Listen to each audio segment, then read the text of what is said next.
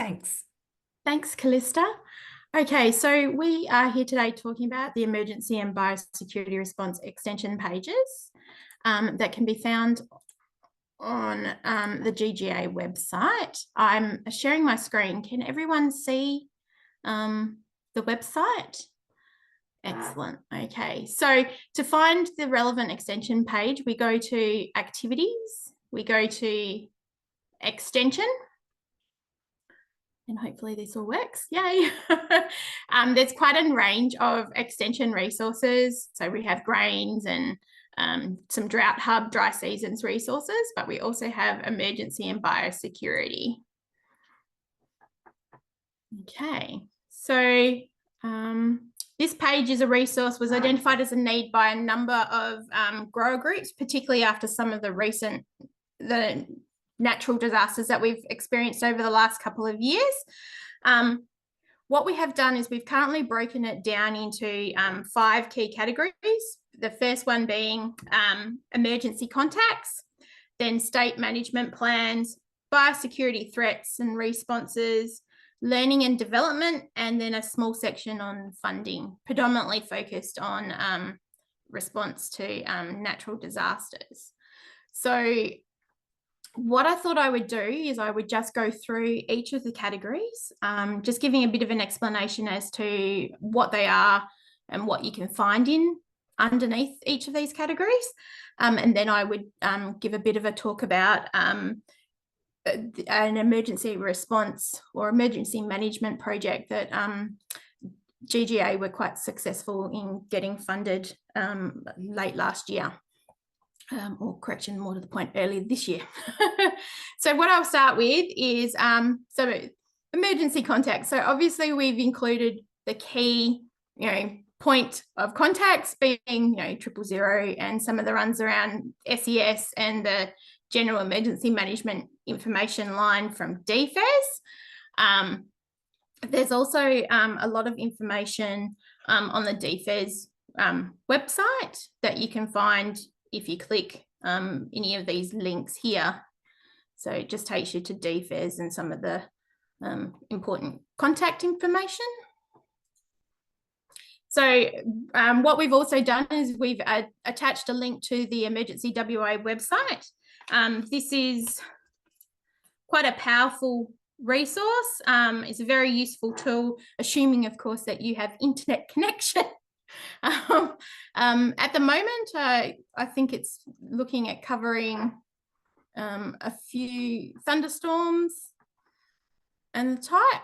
So it's got a few controlled burns by DBCA in here, and it talks about road crashes and stuff like that as well. So it's quite a useful website to get a handle on what's occurring across the state.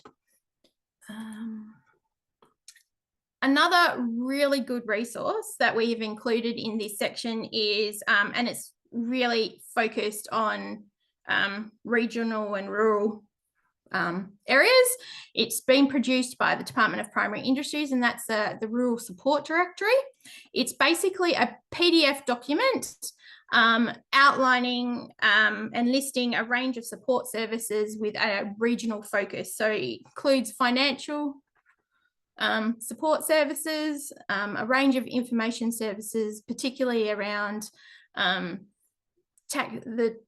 tax office and some of their support information lines, so the relevant 1-800 number for that, some of the 24-hour counselling or relevant support services such as Lifeline and Beyond Blue and mental health services. There's also a whole heap of regionally focused counselling and support contact details.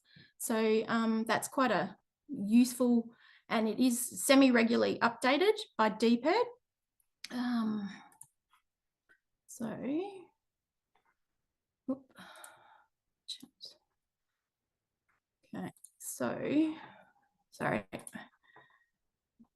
When we're looking at the second category, which is around the state management plan. So these plans influence how organisations respond to emergencies. So we have the State Emergency Management Framework. This framework is how the state manages emergencies such as fires and floods, through to plant biosecurity incidences. So it's basically the framework, and everything sits on this. So the link to that takes you through to the framework and a range of information and tools, and all the plans are found here. It talks about the policies that sit behind the framework, procedures, a very useful glossary, because like everything, emergency management and biosecurity is full of acronyms that, unless you've got a glossary, sometimes you've got no hope of understanding what they might be. Right, what we've also done is we have linked the state hazard plan for animal and plant biosecurity, as this we felt was the most relevant of all of the hazard plans. So there is a hazard plan for cyclones, there's a hazard plan for fire and flood. So it's just a range of over 10 hazards that have been identified across WA, and they've developed management plans for how to deal with those situations. There's also a state support plan for animal welfare in emergencies. So this outlines what it does is it ensures that animals are planned for in emergencies. So there are requirements for, say, local government to have plans in place for how they will manage animals, say, through a fire. So that would be setting up support locations, you know, where people can go with their animals, because not many of animals are actually allowed into some of the evacuation centres. So they've got to have plans for what they will do with them. Okay, the final plan that we have in this category is the state support plan emergency welfare. So this just takes you through to the government page, where it's got the actual PDF for the support plan and any other related services. So your local emergency management authorities, which tend to be many of your local governments, will have a local emergency management committee. Their plans and stuff can be found here as well. Then there's lots of other documents that relate to amendments to the plans, etc. So this is all around the arrangements for relief as they come up, and how they are set up, how they're established, and how they are managed going forward in an emergency. Okay, so moving on to category 3. This is all of this area will cover a lot of the recent biosecurity threats and responses. This area is constantly being updated and renewed. There is quite a few new resources and links that are going to be uploaded shortly, covering things like bird flu, browsing ant, and also a link through to information around EID coming in for sheep and goats as well. So we'll link through to DPIRD for some of that information. So what we thought we would start with was a bit of information around recognised biosecurity groups across WA.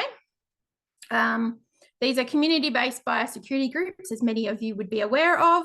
They help local landholders manage declared pests on their properties, and they tend to be focused on a specific pest in particular, and they have locations across the majority of the state. So this is from DPIRD, which has a little bit of an explanation about what recognised biosecurity groups are, has a great map delineating what area these guys cover. And as you can see, there is actually quite a few groups spread out across WA, with a lack of groups across sort of the wheat belt.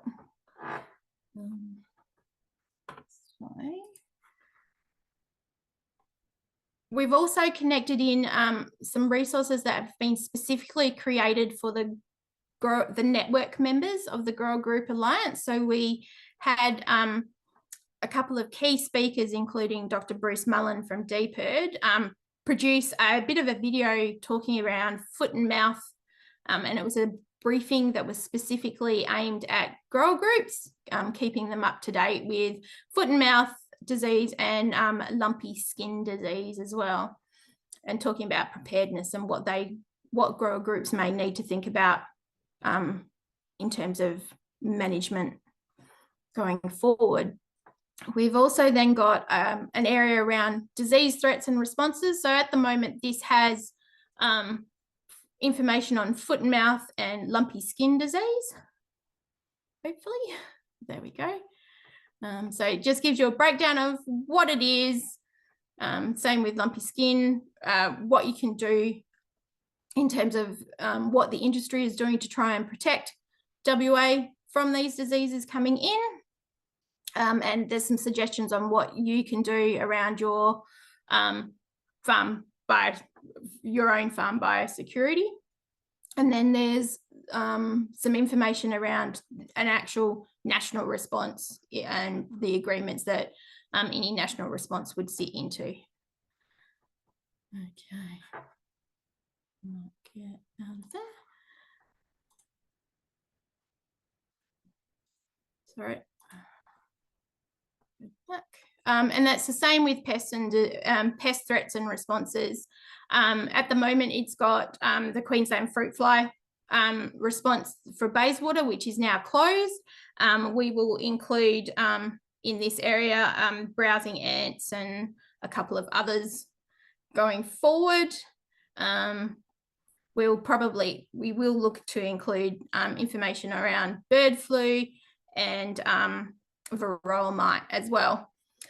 So what we also did was to include the link to the National Biosecurity Strategy. So this is for this document is all around the vision for biosecurity across Australia, and it influences the state plans and it sets national targets. So the link there just takes you straight to the Australian government's National Biosecurity Strategy and all of the relevant documents and the implementation plan. So yeah, it just gives you a quick summary and a bit of a highlight of where they're going and the 6 priority areas that the federal government have set.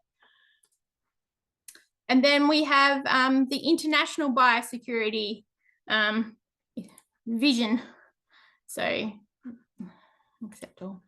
So this is just, yeah, the World Organization for Animal Health talking about their plans and some of the key, so avian influenza is quite up here.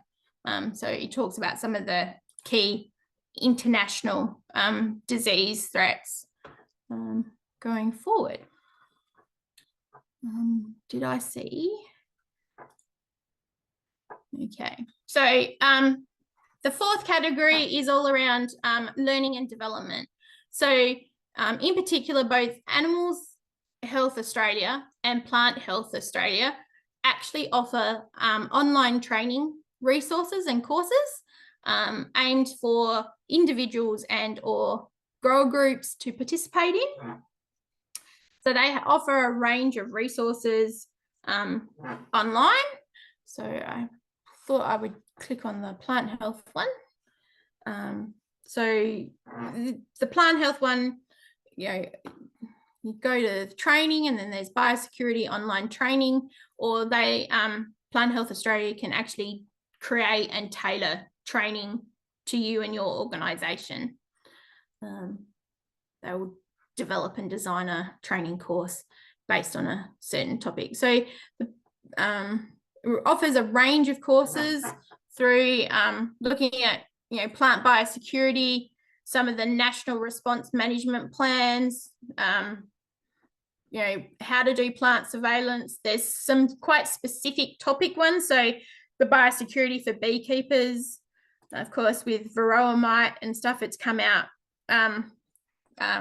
quite recently. It's a very popular course and things. So that's some opportunities there. And then finally, the last category is around funding. So what we thought we would include here is some of the current funding arrangements and where you can find further information around these. So there is a range of funding available to support individuals after emergencies in particular. So we have the Emergency Management Funding Portal. So this is the way you would go in to access any of the state's emergency management funding. So this link will take you and it talks about what's available and where it fits and some of the guidelines that you may need to meet to qualify. Those.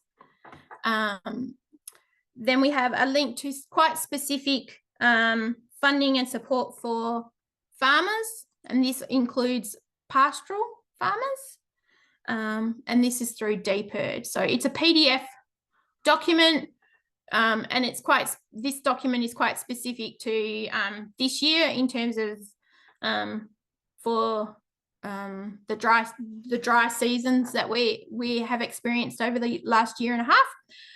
So yeah, it talks about the grants and the loans that have been designed to support producers this year. So there's hardship grants, there's interest-free loans that have been created. So it talks about how you can access those. It also provides a bit of information around support services and natural disaster assistance. So then we go to DFES in particular, who have quite a lot of information around disaster recovery funding arrangements. So this gives you quite a good discussion around what assistance is available and for what areas. It talks about the funding arrangements. It talks about the activation criteria. So this is what the criteria is to actually, for a local government to qualify to receive and to participate in any emergency funding arrangement. So quite an extensive amount of damage needs to be recorded and collected to help justify said funding arrangements. The other link that we are providing is really all around the disaster recovery, the activated events. So this link takes you to each financial year and the relevant events that qualify for emergency management funding. So we've got the bushfires at I can't even pronounce that. I do apologize. Marignan. I'm going to make a hash of that one. We're talking about cyclones and the storms and flooding up and around Eucla and the Goldfields qualifies, and the most recent being those storms that hit Bunbury back in May, and further storms in June. So at the moment, that is the resources that we've got. It's quite extensive and varied, as is the topic that these resources appear under. We are constantly adding and changing, updating new resources and links. And what we are encouraging is, if you feel that you have information or a resource that you think should be available to grower groups, to please lodge it at this link here on our website, or to email your suggestions through to myself, and we will investigate and look at adding them if we believe they will be relevant to other grower groups. Does anyone have any questions?